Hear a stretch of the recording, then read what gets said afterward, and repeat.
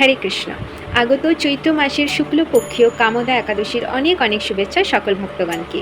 এই মাধব তিথিতে একাদশী দেবী যেমন সকল ভক্তের মনোবাঞ্ছা পূর্ণ করেন, তেমনি যদি কেউ এই একাদশীর মাহাত্ম্য কথা শ্রবণ করে তাহলেই সে বাজপেয় যজ্ঞের ফল লাভ করে।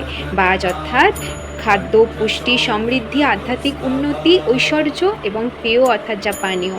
এই একাদশী ব্রত পালনের দ্বারা আমরা পূর্বে ব্রাহ্মণ ও ক্ষত্রিয়রা যে মহা আয়োজন করে যজ্ঞ সেই ফল আমরা এই একাদশী ব্রতের মাহাত্ম্য কথা শ্রবণের ফলে অতি সহজে লাভ করতে পারি। ভগবান কখনো প্রমাণ ছাড়া কোনো কথা বলেন না। পূর্বে বশিষ্ঠ মুনি মহারাজা দিলীপকে এই একাদশীর মাহাত্ম্য বর্ণনার প্রমাণ স্বরূপ নাগলোকের একটি লীলা কথা বর্ণনা করে। নাগলোকে যেখানে সমস্ত বিষাক্ত নাগেরা বাস করে এবং সেই নাগেদের রাজা হলেন পুণ্ডরিক্ষ, যিনি অসংখ্য গন্ধর্ব কিন্নরদের দ্বারা সেবিত হতেন। এখানেই ললিত ও ললিতা নামে একজন স্বামী স্ত্রী তারা পুণ্ডরিক রাজার সেবায় নিযুক্ত ছিলেন। ললিত একদিন গান করার সময় হঠাৎ তার স্ত্রীর কথা অত্যন্ত মনে পড়ে।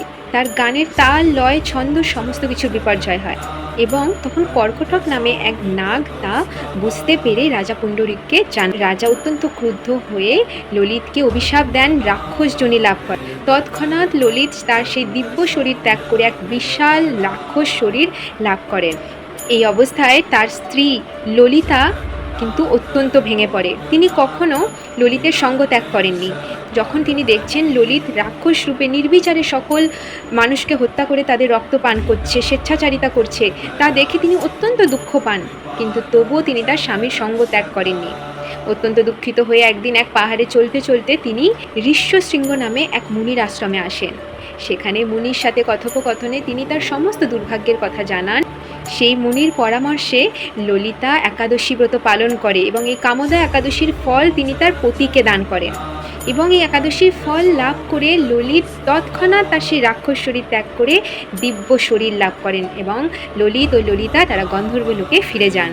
আপনারাও এই পরিস্থিতিটা কিন্তু খুব সহজে রিলেট করতে পারবেন, কারণ আমাদেরও ঘরে হয়তো একজন ভক্ত নয়, স্বামী মাছ মাংস খাচ্ছেন বা স্ত্রী মাছ মাংস খাচ্ছেন, অপরপক্ষ ভক্তি করছেন। সেক্ষেত্রে এই কামদা একাদশী কিন্তু তাদের অবশ্যই পালন করতে হবে। যদি আমরাও এমন পরিস্থিতির মধ্যে থাকি যেখানে আমরা চাইছি যে আমার নিকট আত্মীয় সে যেন ভক্তিপথে আসে, স্বামী, স্ত্রী, সন্তান, মাতা, পিতা সকলের জন্য একাদশী ব্রত পালন করতে পারেন এবং সেই ফল তার উদ্দেশ্যে আপনি দান করুন। অবশ্যই সেই ব্যক্তি ভক্তিপথে আসবে, শ্রীকৃষ্ণের অপার কৃপা লাভ করবে। শুদ্ধভাবে সকলে একাদশী ব্রত পালন করুন। জয় শ্রীল প্রভুপাদ, জয় গুরু গৌরাঙ্গ। হরে কৃষ্ণ।